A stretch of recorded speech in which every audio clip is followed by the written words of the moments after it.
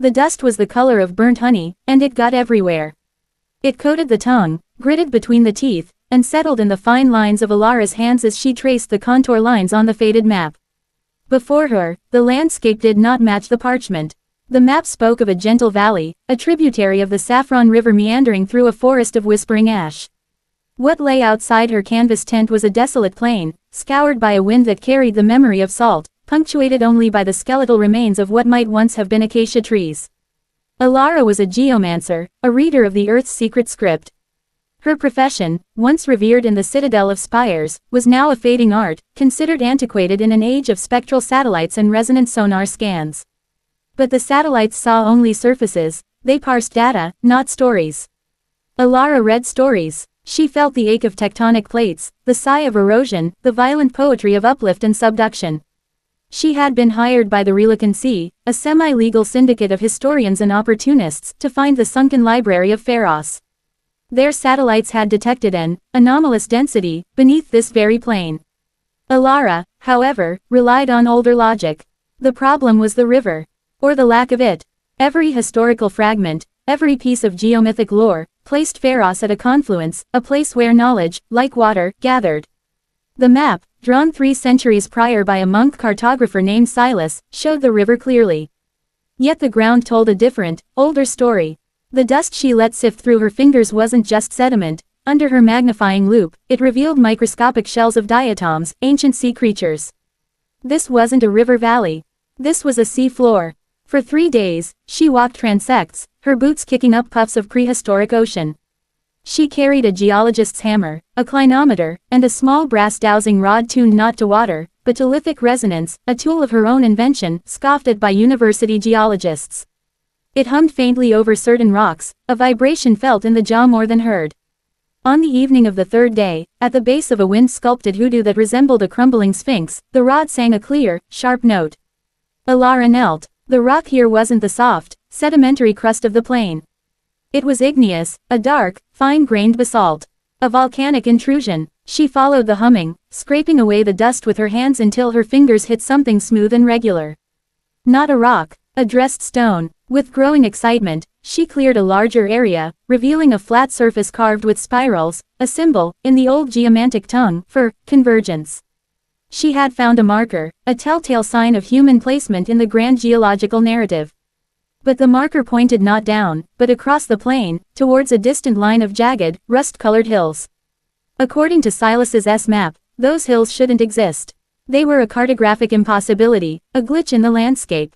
Alara felt the familiar thrill of a story unraveling. Geography wasn't static, it was a palimpsest, with newer tales written over older, erased ones. The river valley was the most recent story.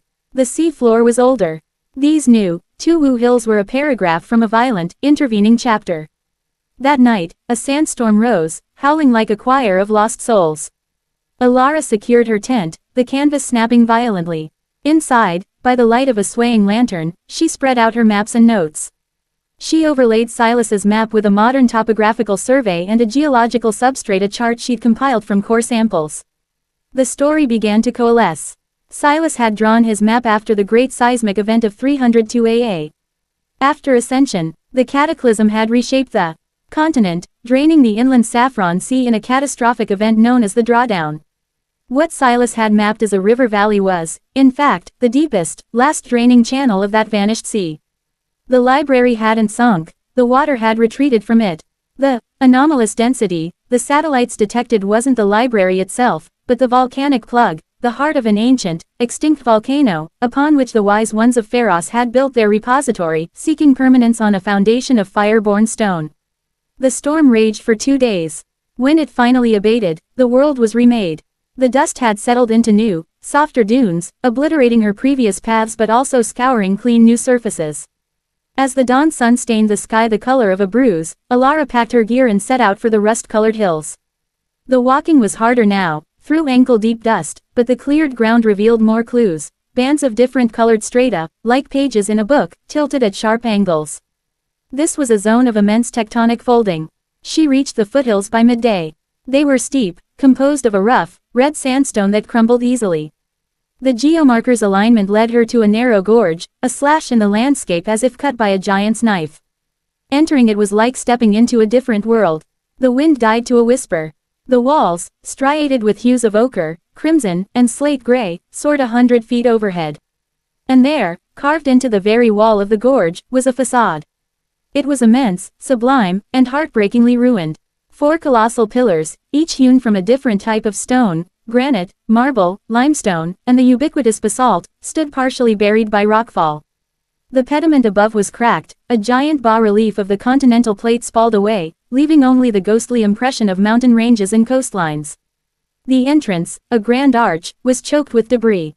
This was not a library hidden beneath the earth. It was a library of the earth, built into its very bones. Alara spent a week clearing the entrance, her work slow and careful. Every stone she moved was a piece of the puzzle. The limestone blocks were pitted and dissolved by acidic water, telling of a time when the climate here was wet. The granite was stubborn, unyielding. Finally, she created a gap just wide enough to squeeze through.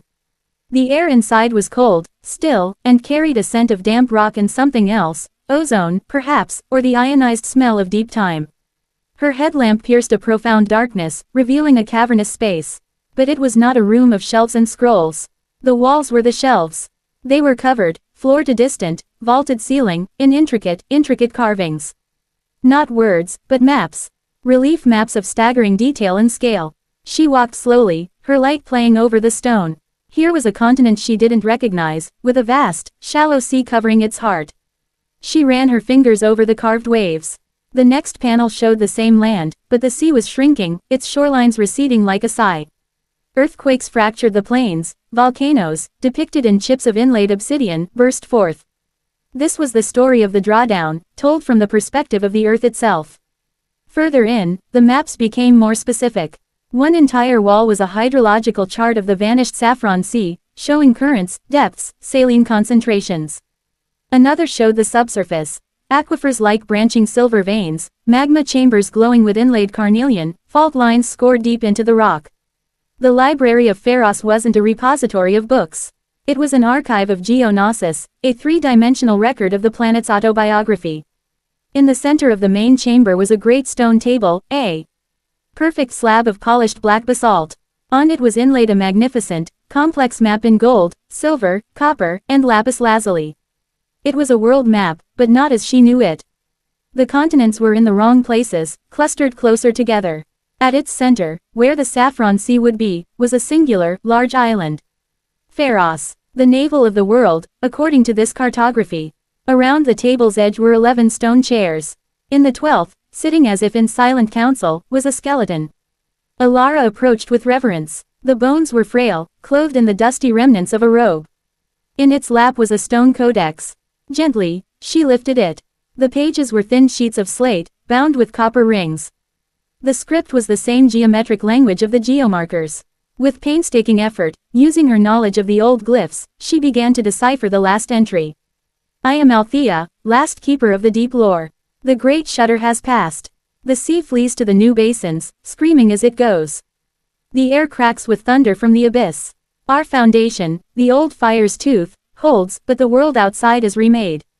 Silas, the young cartographer from the north, visited before the final tremors. He sought a map to safety.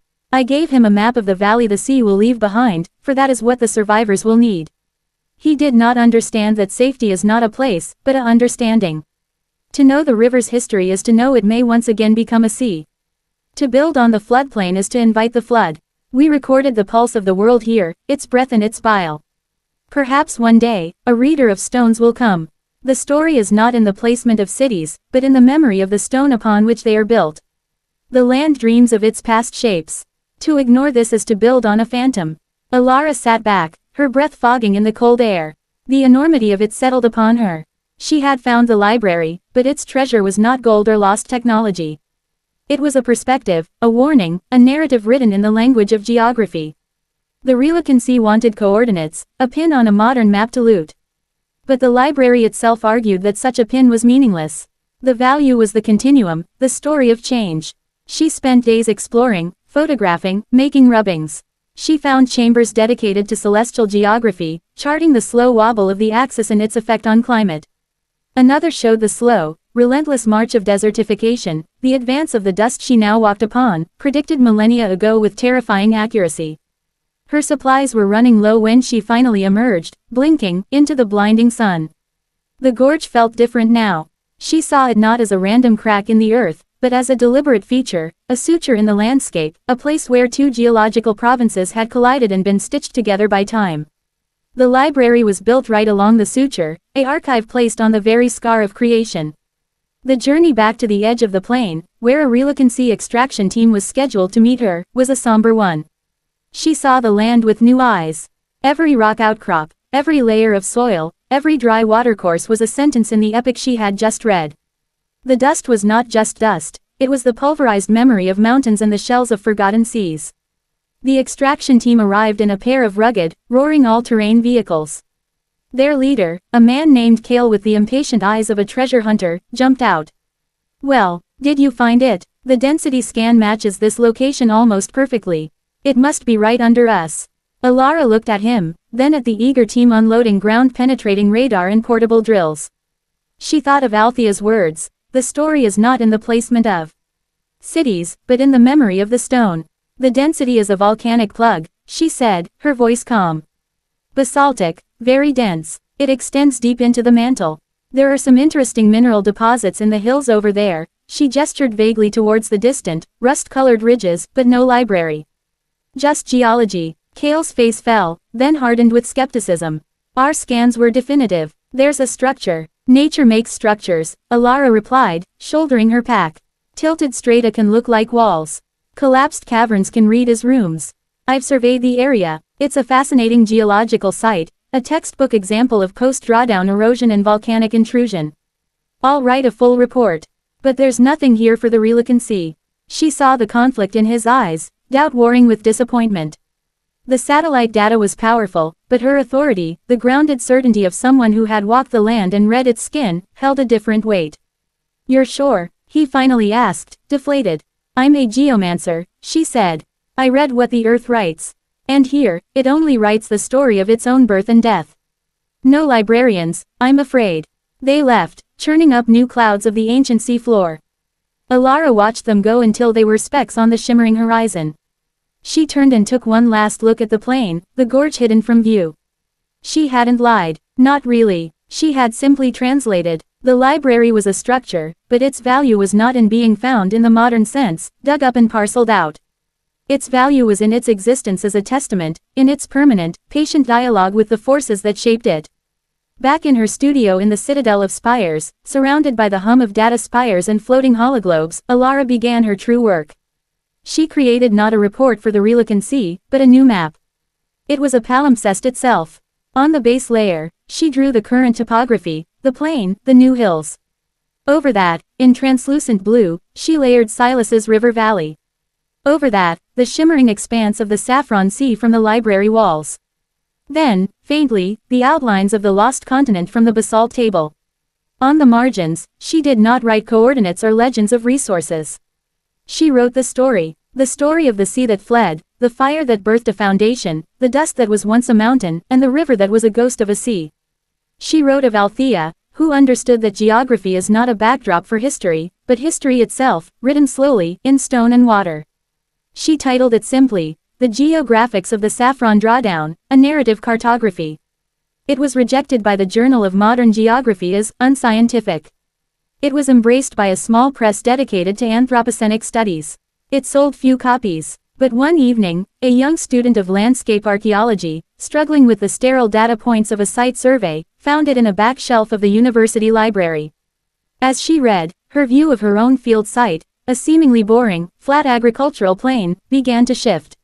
She started to ask different questions. Not just, what is here? But, what was here? And, what forces made it so? She sought out the local bedrock, studied historical flood patterns, saw the ghost of a forest in the names of nearby villages. Alara, meanwhile, was already far away, in a delta region where the land was sinking and the seas were rising. She was listening, through the soles of her boots and the hum of her brass rod, to another story the earth was telling, a slow, mournful story of drowning. She would map that story too, not as a set of points, but as a lament, a warning, a chapter in the great, ongoing geographic novel. For she knew now that the earth was never silent. It was always speaking, writing its epic in the rise of hills and the fall of dust, in the patient memory of stone and the relentless flow of time. And someone needed to be there to read it, to translate its ancient, vital tongue for a world that had forgotten how to listen.